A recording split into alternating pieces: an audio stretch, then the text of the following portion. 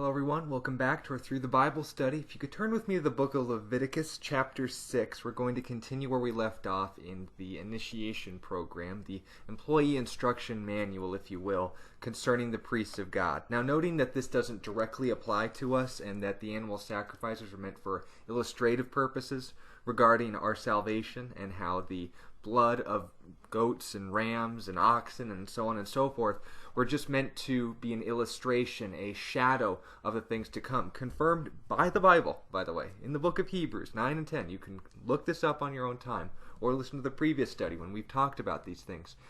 Leviticus is meant and is still in the Torah, still in the Bible, and still included today so we can see how mankind was to relate to God under a system of justice, but not withholding God's mercy. That the system in place would be an illustration of how that mercy would be played out. Now, just to recap where we were in chapters 1 through 5, essentially chapters 6 and 7 do that for us, except instead of the method, the motives, and the purpose and ultimate illustration of what the burnt offering, the grain offering, the sin and trespass and peace offerings were going to all be about and in what form they would be offered. Now we get into the legal restrictions and the terms and conditions. Here's what you do. Now we're going into what you're not to do. And just to, in a sense, overview these things and how to perform them. Again, we're not being instructed on how to be priest. If you want to get the nitty-gritty details, you can read chapters 6 and 7 on your own time. But in a sense, it starts with the burnt offerings, that these would be animals, and these would be roasted and eaten by the priests and as well the people who donated them to the church after their heads, their legs, their appendages, the organs, and the fat would be all separated and completely burned in the fire. The edible meat would be then given to the people so that they could have, in a sense, fellowship with God now that the animal has died on their behalf. It was an offering to the Lord by fire, and this well-pleasing aroma. And if any of you guys are familiar with barbecue, the scent of roasted fat is very pleasing to man, so I assume the God who created them would say the same. Now, concerning this, where was the time and place for these burnt offerings? Usually during festivals or on a voluntary basis. Grain offerings, same deal. These would be fine flour cakes that would be roasted after being mixed with oil and then eaten by the priests and donors to usually commemorate a holiday, usually coinciding with a festival regarding harvest. The sin offerings would be burnt offerings, except instead of just enjoying the meal, you would drain the animal of its blood and then specifically mark it on specific places on the altar of the horn, symbolizing its power. You are under God's authority, and its power has judged the blood of this animal on your behalf, and the way the animal would be sacrificed, you would lean fully onto it as it is dying, so that the weight of your sin is, well, in a sense, being a sobering reminder to you as far as what you deserve in any separation from God whatsoever, and ultimately to provide an awareness of our sin and need for forgiveness before God. The animal's blood would then be sprinkled around the altar and on the door of the tabernacle before God. The trespass offering would be a burnt offering that was not to be eaten. And again, the term trespass as opposed to sin. Sin is intentional or not, just missing the mark of perfection. But a trespass is a deliberate violation of a crime. And when you're aware of your guilt, you can bring this trespass offering before God, deemed that it's not punishable by other means, according to the leaders that are raised up during the time. And these animals would not be eaten, but they would be completely burned outside of the camp, or one day the city, this being a definite illustration of Jesus. And then lastly, the peace offerings are also noted to us in chapter 7, that are noted as either burnt or grain offerings for the purpose of thanksgiving and celebration to the restored relationship that they would have with God through these things. Now, there are some hygienic notes that we are given in chapter 6 through 7, that any objects that would come in contact with the blood, if a priest's garment, in a sense, was stained by the blood, which was likely a common occurrence. I mean, if any of you guys have seen arterial spray, it's very surprising. But the object would be washed under certain conditions. If you had any vessels or objects that would come in contact with the blood, as well as the things that would collect them, afterwards they're either to be smashed if they're clay, or if they're brass or bronze, you would scrub them thoroughly with clean and pure water. Again, very important hygienic notes. And as well, if you have meat being offered as a sacrifice, but you don't all consume it in one sitting, then for 2 days, maybe not, but the third day, The term and language is, it's to be an abomination to you, put it away, burn it completely, and separate it from you in the camp. Again, this is noting before they had refrigerators and before copious amounts of salt for preservation would be available, that in a sense, without beef jerky and without the Twinkie factor regarding the preservation of meat, they were not to let it sit out for any longer than 3 days. And this was, again, very important hygienic practices that would save Israel a lot of trouble, as well as God in having to explain germs and rotting as not good for your system. Dietary notes while we're on the topic of food, that fat and blood are not to be eaten under any circumstance. Now note fat, there's a number of internal health factors that go along with that, but blood as well, there's a lot of short-term consequences as opposed to the fat long-term. And the deviations from these laws were again to be taken very seriously, and this was in a sense where the kosher laws came from. An animal needed to be completely drained of its blood in order to be declared healthy and acceptable for eating according to God's law. And then once again today, according to common sense and dietary practices. Now, a little bit of notes as far as the occupation in verses 28 through 38. I'll actually just read these to you regarding Moses and Aaron getting called up for the job. When the Lord spoke to Moses, he said, "Speak to the children of Israel, saying, He who offers the sacrifice of his peace offering to the Lord shall bring his offering to the Lord from the sacrifice of his peace offering. His own hand shall bring the offerings made by fire to the Lord." This was to be voluntary. "The fat with the breast he shall bring, and with the breast he may be waved as a wave offering before the Lord. And the priest shall burn the fat on the altar, but the breast shall be Aaron's and his sons'. And the right thigh you shall give to the priest as a heave offering from the sacrifices of your peace offering." So before the priest would come to their duties, they were sinners too. They were people too. And before they would come before God to serve them, and in a sense as intercessors for the people of Israel, they themselves would need to have their relationship righted with God. And they would then they'd take the breast of a lamb or a ram in this peace offering that they would offer for their own sins and their own relationship with God. And then they would say, or they wouldn't say, they'd take the breast and wave it before God. In a sense, a pushing forward and a bringing back. And then you would bring a heave offering. You take the lamb, or I believe they also permitted the thigh, which so just a leg, and they'd raise it up to God in a heave offering, that push and heave, and then a wave offering, bringing forward and back. So they would offer it before God in the tabernacle, facing it, bring it back to their own hearts, and then they would offer it up to God in his throne, being aware that he's not limited to this confined space, but ultimately offer it up to him, and then bring it down again, and then they would offer the peace offering. Now, among the sons of Aaron, who offers the blood of the peace offering and the fat, shall have the right thigh for his part.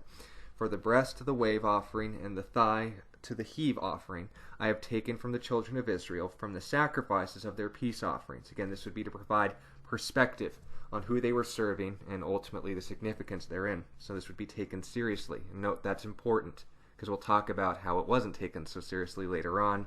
And as we saw in previous studies in Exodus, bad things happen when you don't take a relationship with God seriously.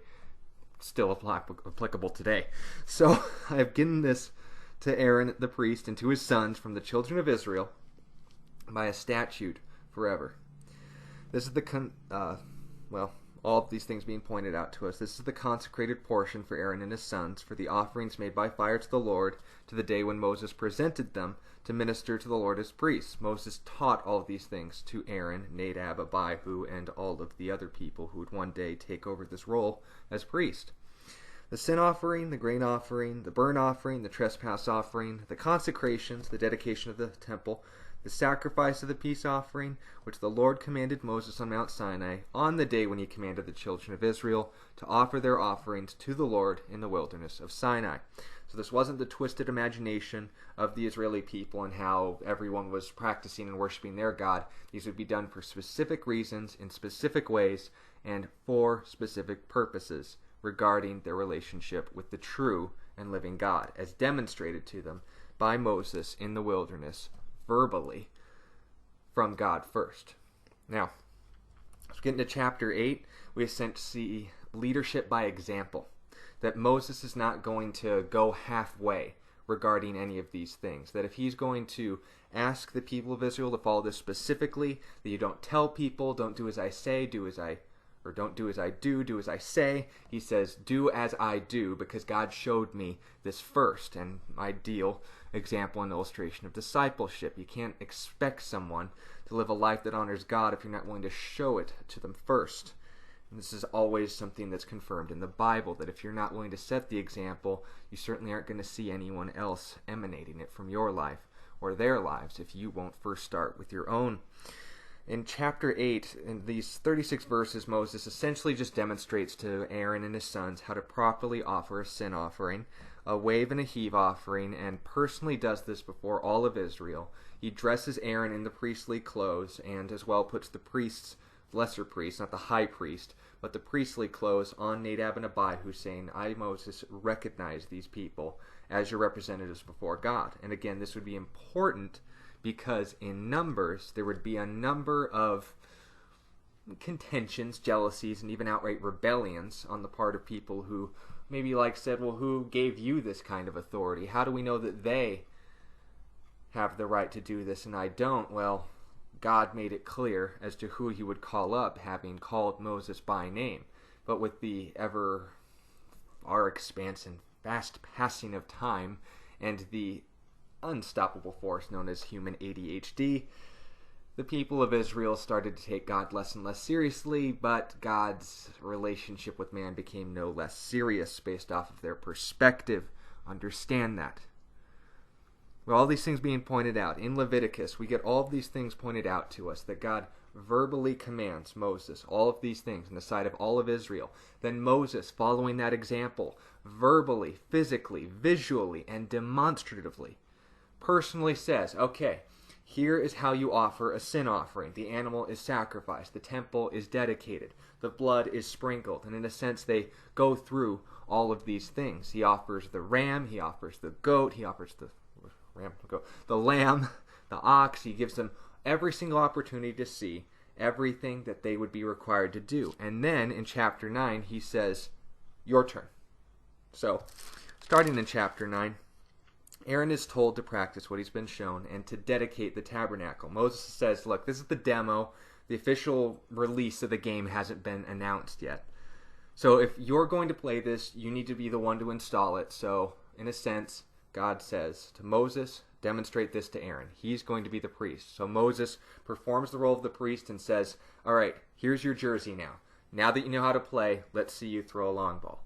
Let's see you score a touchdown. Let's see you do all of these things in the way I told you. No, I showed you. And therefore Moses does that. And Aaron does too. Aaron's the one doing this. He's told to practice what he's done, and he offers both kinds of burnt offerings, both kinds of peace offerings, and the grain offering to demonstrate everything that Aaron would be required to do, and in a sense just to get him a passing grade, to give him the opportunity to see everything was to be done in this way, for these reasons. And you know, the reason why I'm not reading these things verbatim is because they go into such excruciating detail that if I were to just read these passages to you, we'd be here for an hour. But I want to overview these things to you because they are emphasized in such explicit detail that nothing was going to be left to the imagination as to how these things were going to pan out. But here's the problem. Just like Aaron was given the opportunity to demonstrate, to practice, to exemplify, and follow the example of his younger brother Moses in his personal relationship with God, that when he would offer these sacrifices as priest, what would he do? Well, he would follow that example to the letter, to the T, knowing the severity, the awesome, even the terror of what kind of God they were serving, how awesome a God they served, how terrifying a God that they served, with such incredible power that when he is offered a means to relate to him, you don't stop, you don't listen to the sermon without taking notes, in a sense, is what's being pointed out to us here. In fact, in verses 20, in verse 22, Aaron lifted his hand toward the people, blessed them, came down from offering the sin offering, the burnt offering, the peace offering, and Moses and Aaron went into the tabernacle of meeting and came out and blessed the people. Then the glory of the Lord appeared to all the people. Fire came out from before the Lord and consumed the burnt offering and the fat on the altar. Then all the people saw it. They shouted and fell on their faces. Now in celebration and in fear, probably both, because both are necessary. In celebration of how awesome a God is on our side, it is also a sobering reminder in recognizing that in the Old Testament, that justice and mercy were both demonstrated as a part of God's character. But if you dismiss one before the other, you'll find either you have too much of one or not enough of the other, and both situations and scenarios are not one that you want to find yourself in. Because it is a fearful thing, Hebrew tells us, to fall into the hands of a living God.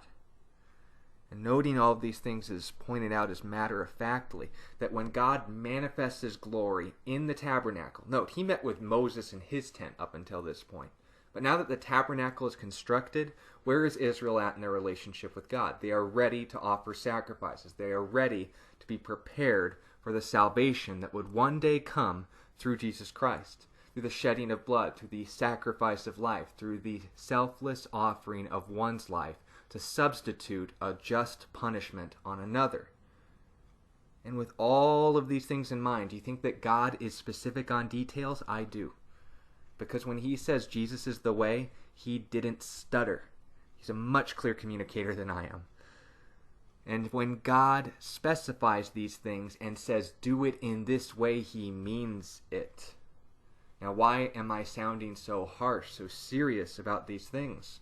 Well, understand, it goes hand in hand with the book of Leviticus. When you're understanding how to relate to God under Old Testament terms, you're getting more justice than mercy. Therefore, any mercy that you can get, you should hold on to with both hands. And note, the same applies for the New Testament God, because it's the same God.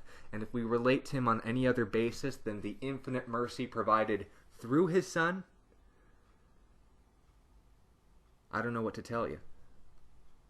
Duck won't help you. That's all I have to say.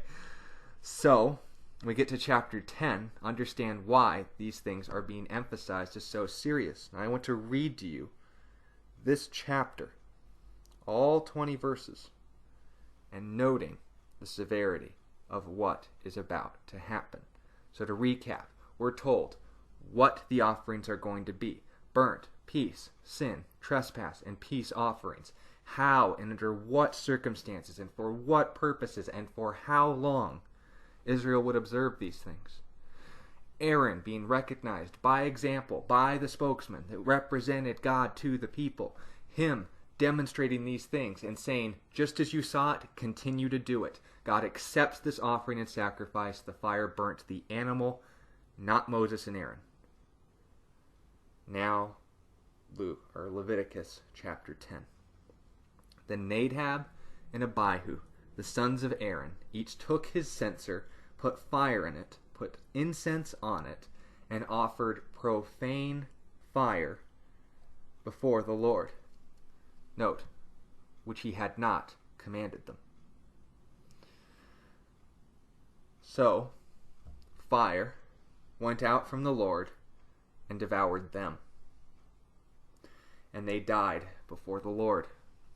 And Moses said to Aaron, this is what the Lord spoke, saying, by those who come near me I must be regarded as holy. Therefore, and before all people, I must be glorified. So Aaron held his peace. He kept quiet. He didn't grieve out. He said, that kind of deal. Then Moses called Mishael and Elzaphan, the sons of Uzel, the uncle of Aaron, and said to them, come near, carry your brethren from before the sanctuary of the camp. So they went near and carried them by their tunics. They aren't even touching their bodies, probably too hot, but they're grabbing them by their clothes. I suppose those weren't burnt up, which kind of makes this scarier. And so they went near, carried them from their tunics out of the camp, as Moses had said. And Moses said to Aaron and to Eleazar and Ithamar, his sons, do not uncover your heads, nor tear your clothes, signs of grief in Hebrew culture, lest you die. Yikes. And wrath come upon all the people. But let your brethren, the whole house of Israel, bewail the burning which the Lord has kindled. You shall not go out from the door of the tabernacle of meeting, lest you die, for the anointing oil of the Lord is upon you. And they did according to the word of Moses. Now you understand, Moses is getting kind of freaked out here in a second. He's saying, Aaron, whatever you do, these kids just did something stupid and it got them killed. Don't you go and do something stupid too.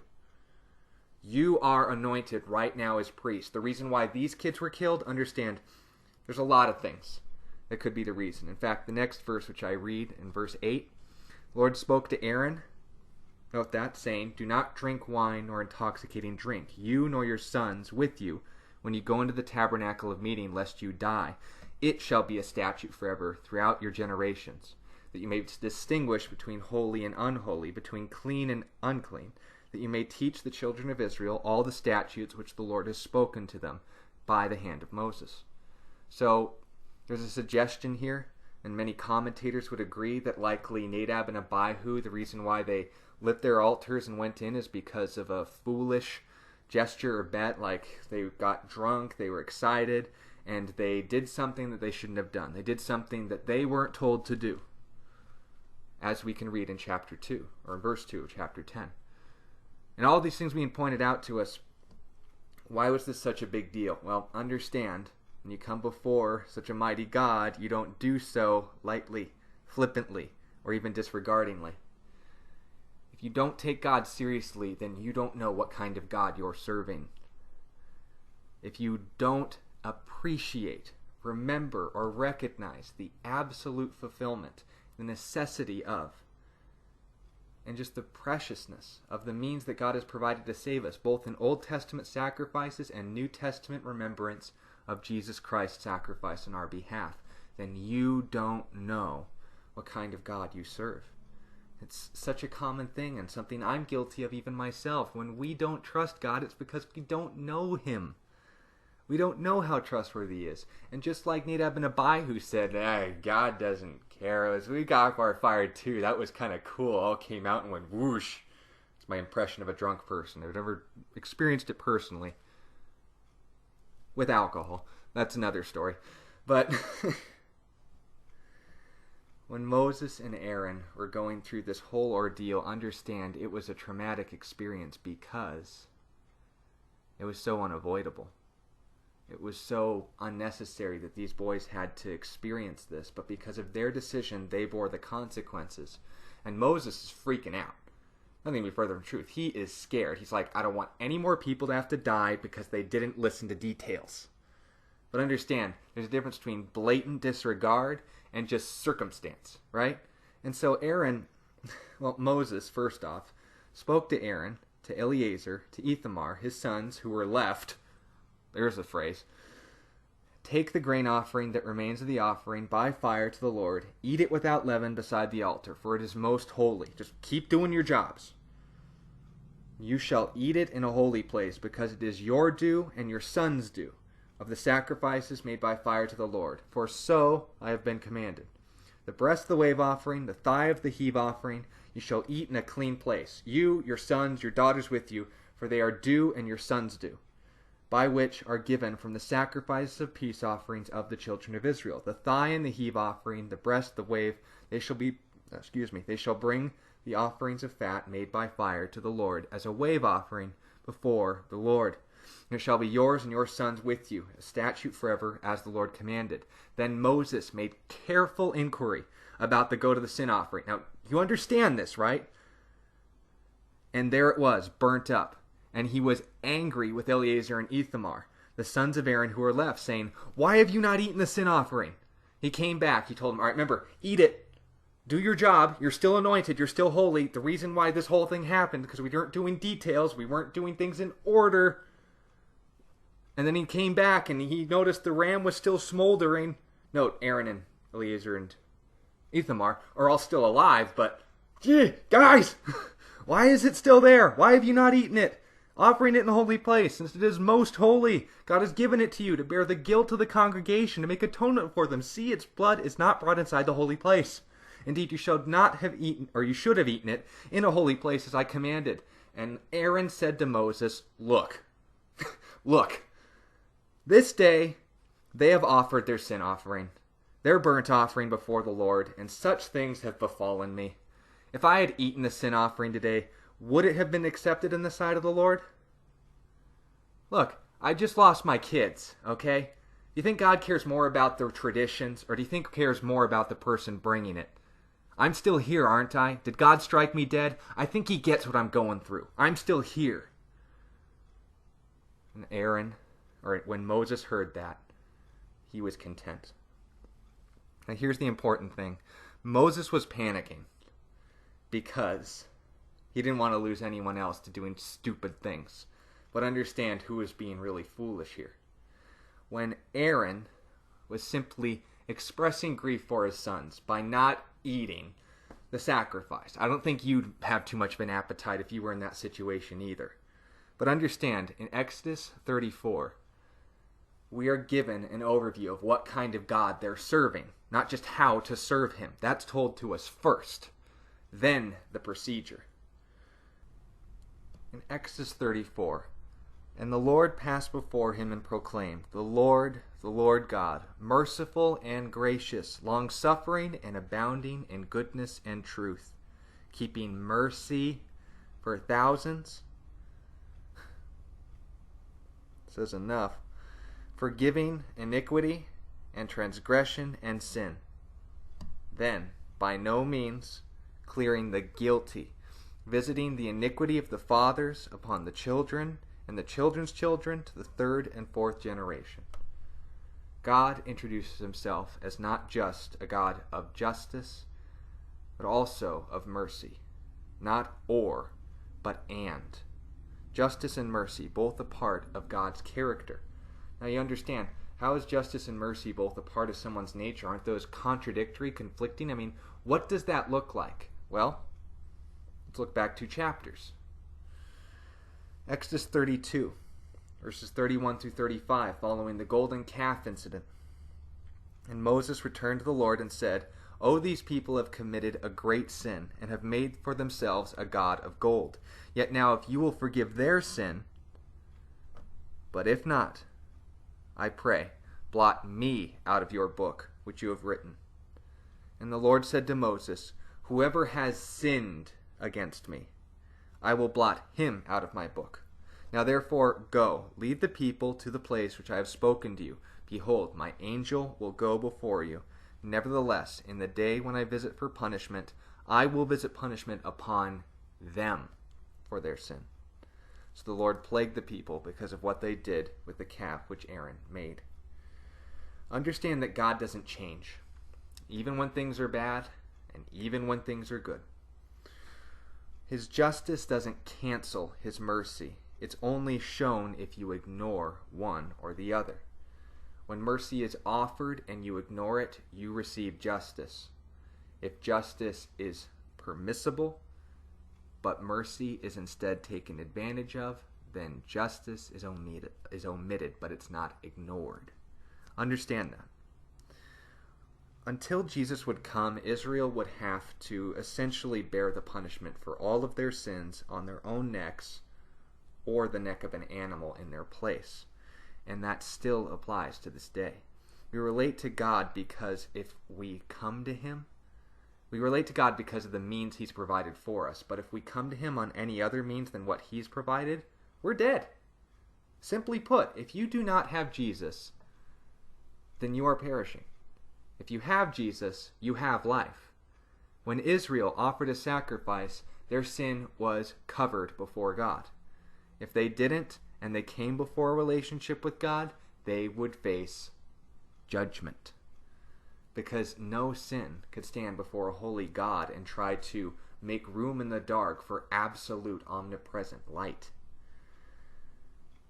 And note that what we see here today in Leviticus chapter 10 is this. When Aaron and his family still grieve, but not in a disrespectful way, God could care less about the order of the way things are performed.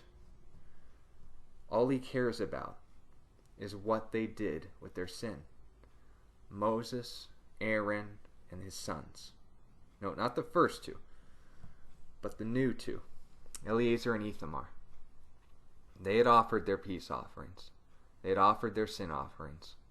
If they didn't want to eat and receive and enjoy of it, God understands, because it was very sad for Aaron to have to see what happens when his own children came to God on their own instead of through the means which God provided. Because understand, God can't be unjust. God can't conflict his own heart, nature, and character. He can't sin. But when we choose to, what else can you say but that they made their own decisions?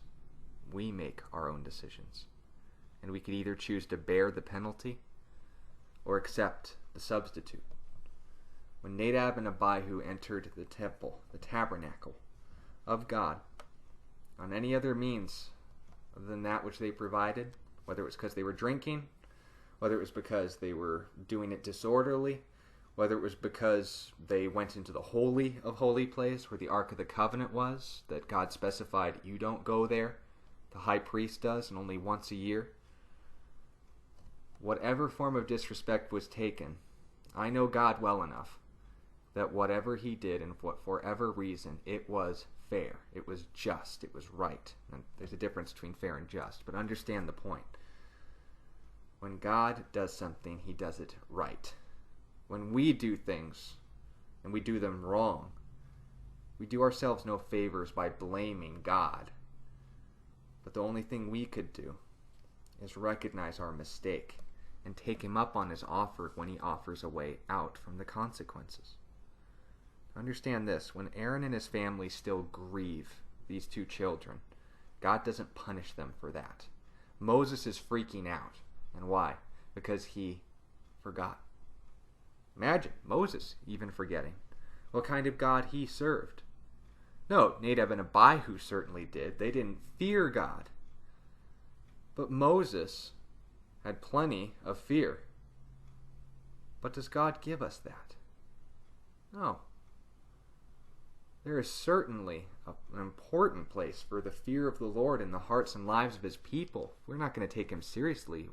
What is it going to take? But on the other hand, if we take him so seriously that we can't enjoy him, that we don't know him, we just know things about him, then we've missed the point on an equal and very obvious way. Whichever way of the pendulum you go, you still aren't flying straight. You go too far to the right, too far to the left, you still missed, son. Moses missed the point because he forgot that God was a God of mercy. Nadab and Abihu forgot that God was a God of judgment and wasn't going to go halfway. Wasn't even going to curb grades. If you're going to come to him based off of your actions, then he's going to go down to the bare bones and see just what you're made of. But understand that we don't have to relate to God in that way, because if we recognize his justice but receive his mercy, that is how you relate to God on a positive way, through positive means, and through the most effective means that I would recommend to anyone here listening. Thank you for your time listening to this study. I hope it's been a blessing to you. If you have questions about the topics discussed in these first 10 chapters of Leviticus, leave them in the comments below. If you'd like to encourage the ministry, you know where to go. But most importantly, if you know someone who perhaps hasn't heard these passages in context, heard about the incident of Nadab and Abihu, but doesn't know the circumstances or reasons behind why, please share the study with anyone and everyone you feel will be blessed by it. Thank you for your time listening to the study. And again, remember, Jesus loves you, and he's offered you mercy if you're willing to receive it.